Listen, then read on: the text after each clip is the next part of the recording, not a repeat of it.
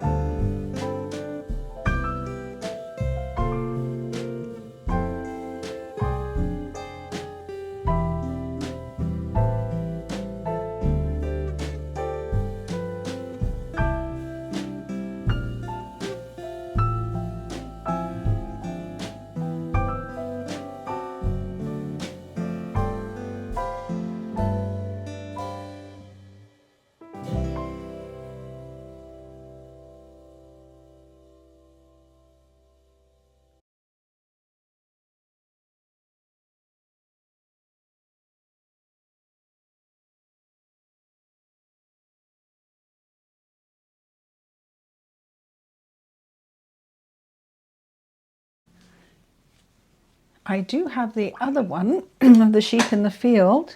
Probably not as popular as just the big snowy sheep, but I quite like this one too. And I'm going to put there was just one white sheep in the middle of all of these sheep that have the black faces, and where even the females have the little horns on them. They're in Ireland, and I think it's a breed of Irish sheep. Anyway, instead of having this white sheep in the middle, I'm going to make that one with a little black face too. I'm going to put a little red hat on that one because I just thought little red hats are kind of cute. And I can do the background because it's at the moment not going to touch this little red hat. So I'm going to wet down to the sort of the snow line on the hill. with my big number 10 brush here. Wet that up.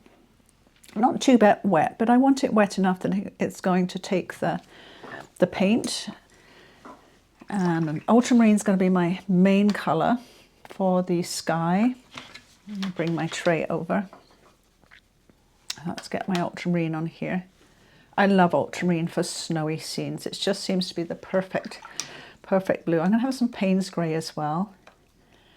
I don't like using Payne's grey on its own too much. It's beautiful, beautiful grey, but I just feel it always looks so samey. It always looks the same. I have some burnt sienna over here, so I'm going to make use of that and add some ultramarine to it to make that kind of a grey colour that I prefer actually to Payne's grey, because you can change it up with a bit more burnt sienna, a bit more ultramarine. You can really play with that one, but sometimes you just want a quick grey, don't you? And that's why I have some Payne's grey in there. Right, so I'm going to start with this sort of wintry sky with just some ultramarine, being very loose, taking some of the ultramarine and burnt sienna, really, really loose with this, and a little bit of the Payne's grey. And this one's going to be different to my other ones. They all turn out differently. And add a little bit of water. And a little bit more ultramarine blue up here. But really, really, really loose. And I know that I'm going to put snow on it. A little bit of the grey that I mixed.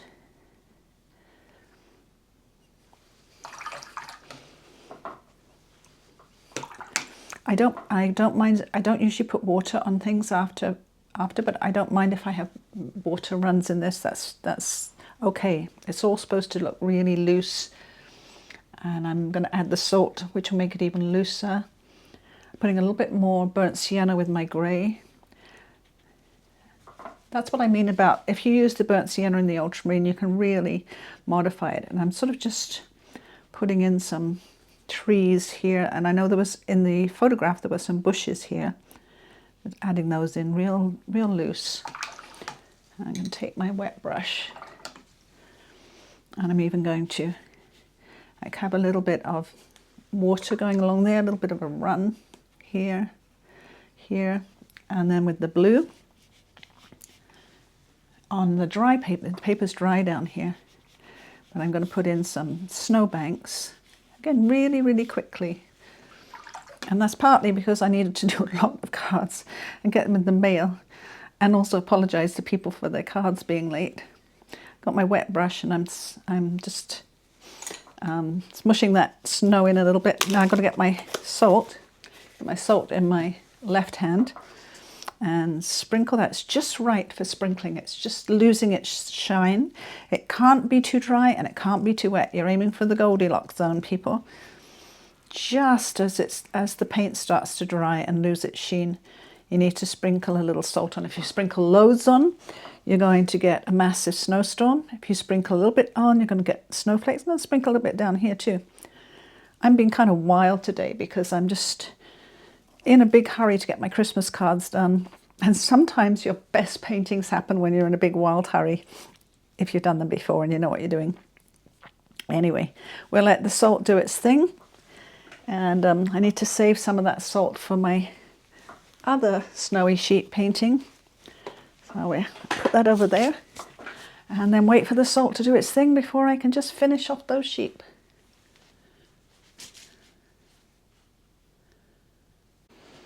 Now, I had a little boo-boo while I was printing. I touched the picture on my touch screen and it blurred the bottom of my bottom two printings, and I didn't want to waste them.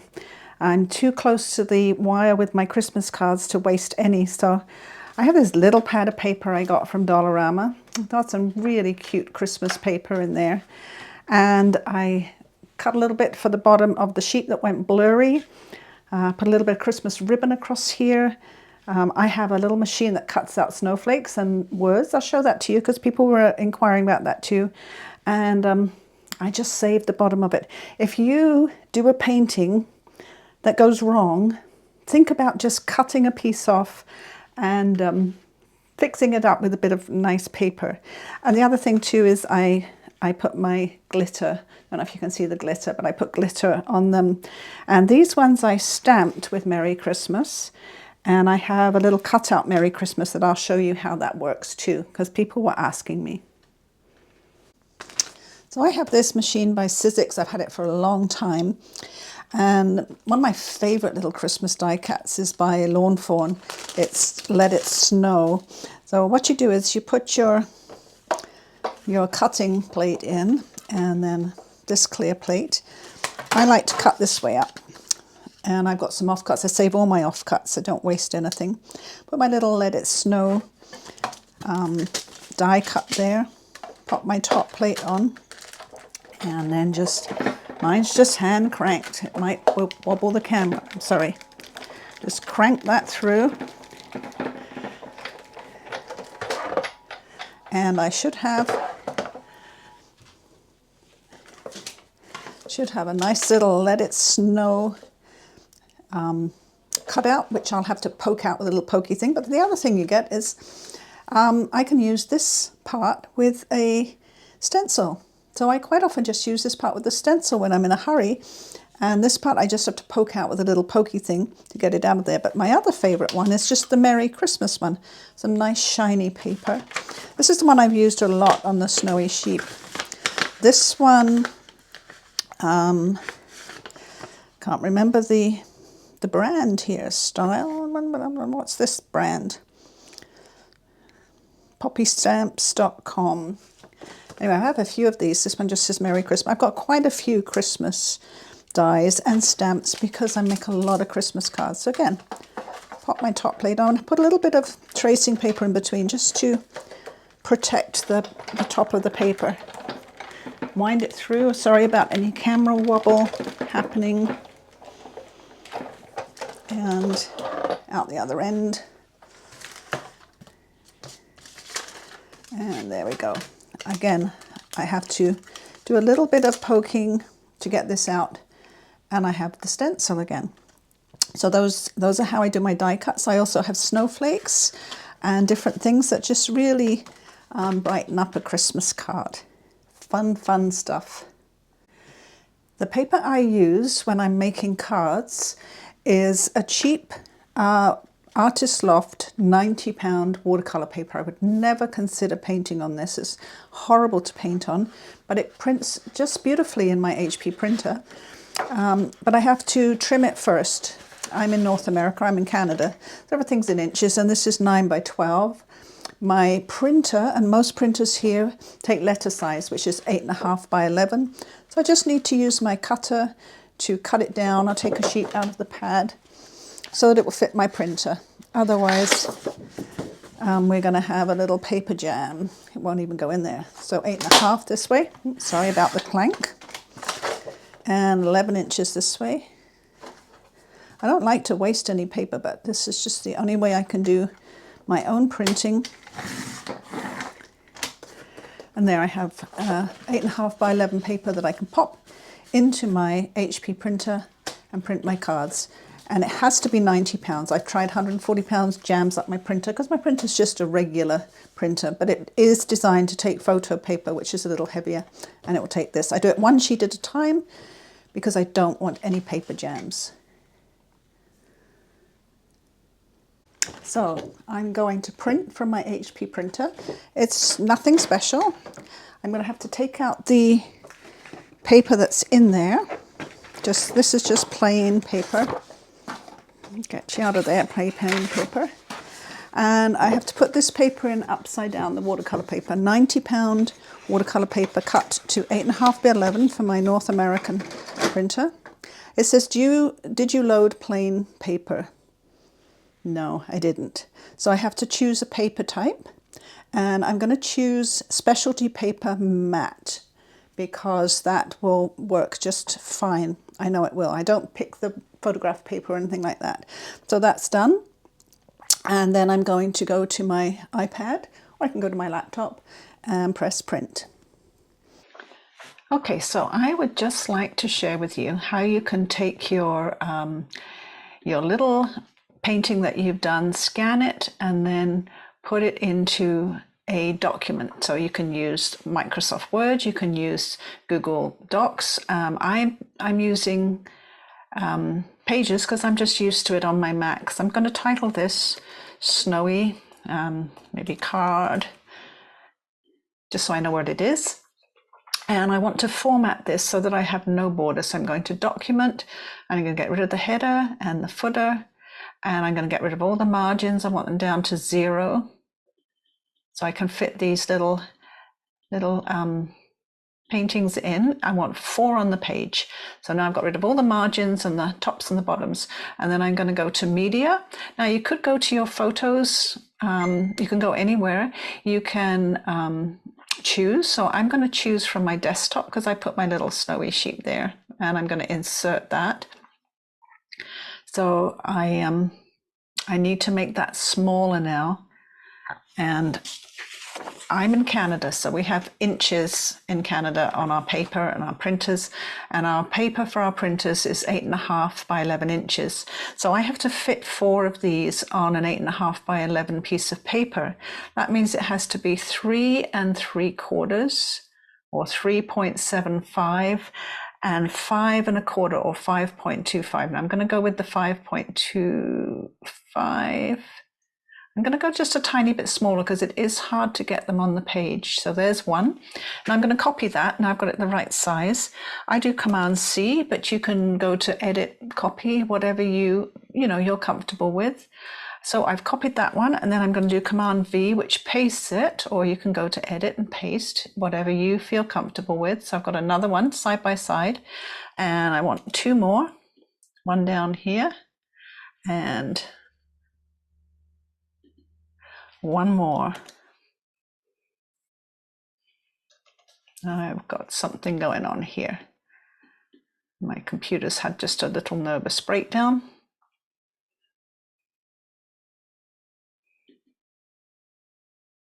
Put that there.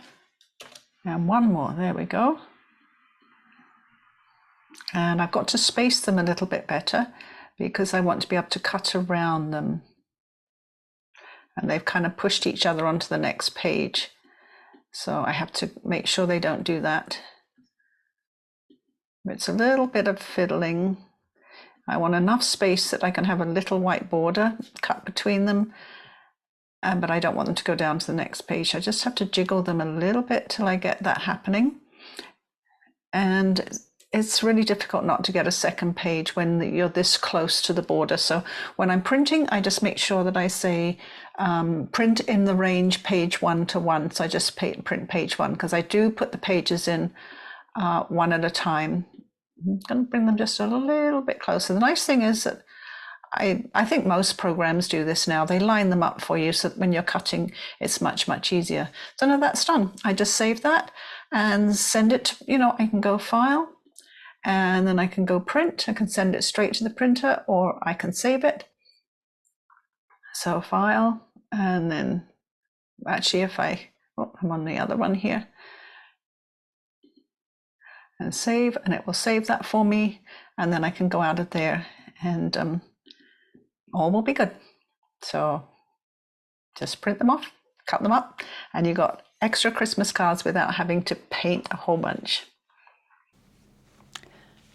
I'd like to share how I get a nice decal edge on my printed cards with this paper that comes in a pad, so it just has a cut edge. And I have this little decal cutter. It's by Tonic. Tim Holtz is one of the designers of this. So I put this in here. It's got a nice clear holding band here. Now if I line up my painting with that band and I hold it nice and tight, quick cut down, and same thing, line that up with the band, hold it tight, quick cut down, and I got a lovely even decal edge all the way around my card. It's very pretty. And this one I got kind of close to the top of the I don't know if I'll get one in there. It was kind of close to the top of the paper, so I need to leave a little bit more room. Size it when I size it again, And of course, when you trim one from the other, you're going to have to just trim that up. And that's how I do that. Now, people have asked me, how do you get a decal edge on your watercolor paper? So I do that a little bit differently. I pretty much always use Arches watercolor paper. I know this is small. I'll zoom in a little bit so you can see a little closer. Usually, of course, I would be doing it on a full sheet, but I don't want to waste a full sheet right this minute when I need the paper. So I have a metal ruler. I got this one. It's a nice 18-inch one. I got this from the art store, but you can get 12-inch ones from stationery stores, dollar stores, all over. And what I do is, first of all, I just measure what I want. So I want this one to be 6 inches for my next card. So we're going to measure little tiny dots. I usually do this on the back side of the paper, put some little dots in there. Oops, got 2 pieces. And then I don't do anything else. I don't fold, I don't wet. I put my metal ruler against those 2 little dots that I've made. And then I just pull the paper towards me like that. And it gives me a really nice decal edge on all 4 sides of my watercolor paper. Now this is 140-pound paper. So 300-pound paper, a little bit harder to do. You wouldn't be able to do that, but 140-pound, 90-pound, you can tear your paper easily with a nice metal ruler. Okay, let's get these sheep ready for Christmas, get some snow on them. I went through that quickly because the first video shows you mostly what to do for the painting of the sheep. I'm going to my favourite white now, my Dr. P.H. Martin's Bleed Proof White, and I got my little fan brush. I'm going to spatter some snow on these guys, and I'm going to show you another way that I found to make snow too, that I discovered. I probably knew about it, but I just remembered how to do it. So I've got my brush on a little bit of an angle. I'm just going to tap it lightly. I wet my brush first, got a little bit of that P.H. Martin's white on, and not too wet. Just going to tap that gently with my finger. Need a little bit more water maybe. There we go, a little bit more snow. A little bit of snow on that sheep, and then we've got these sheep in the field with my little guy in the middle with his Christmas hat. We'll spatter them with a bit of snow too. It just kind of finishes it up. Oh, and glitter. I forgot I need some glitter for the... Oops, I've got spatter everywhere here. It's a good idea to cover up a few things when you spatter it. This one's water soluble, it washes off, but I should have maybe covered up my computer and my light. Anyway, there we go. Messy, messy as usual. Now, I'm going to show you another little tool that I have that's quite good for making snowflakes. And you might have this tool just hanging around. Oops, I blotted that one. Get a Kleenex quick and blot up a bit of that snow. There we go. A little while back, I was into making those dotted stones. Really enjoyed doing those. And I bought a little set of these dotting tools. And I have found that one of the small ones, if I dip it in the P.H. Martin's white, I can make some bigger, slightly bigger snowflakes with this little dotting tool. Let's just zoom in a bit more. Just if you wanted to have a few more more strategically placed. It's nice to spatter because you get that random look, but supposing you really did just want some bigger ones here and there than your random splattering. And if you like doing nail art, you might have one of these around for doing nail art, or a couple of these. They have 2 ends to them, a small end and a slightly bigger end, and they come in many different sizes. Another little thing I just want to do to that sheep, get my paintbrush now. I lost a little bit of the white on the edge here, and I just want to pop that back in where I lost it, just there, it'll be shiny right now, but it will dry nice and matte. That's the thing with the P.H. Martin's white. It dries nice and matte. It is a watercolor compatible thing. Oh, and I forgot another little thing I just want to do. I'm getting a little bit of blue-grey, and I just want to put a little bit of shadow on the underside of the bobble and a little bit of shadow on this side of the hat too. Just a couple of little details I hadn't done yet. I'm trying to do them quickly now so I can get them in the mail for Christmas and not dither about too much. There are a few more little snowflakes and we're almost done. I'm going to get my glitter. I put a few more snowflakes on here maybe with my little dotting tool.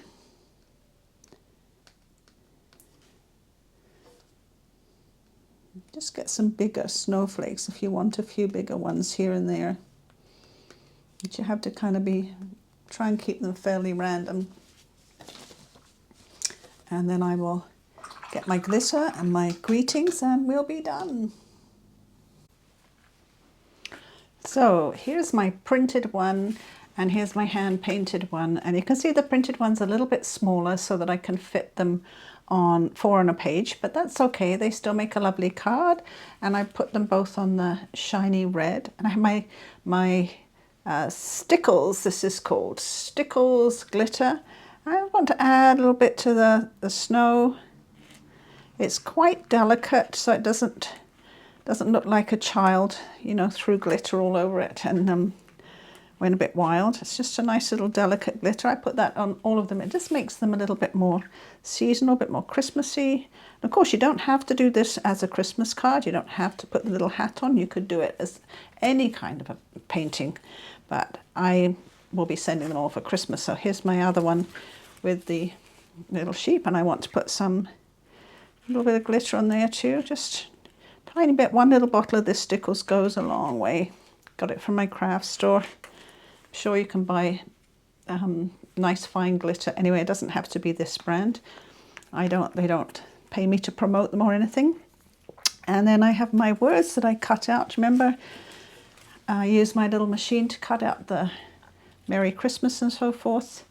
So I will put that on there. I will have to just get a little bit of paper. I don't want to get glue over everything, but what I want to do is put a little bit of glue on there with I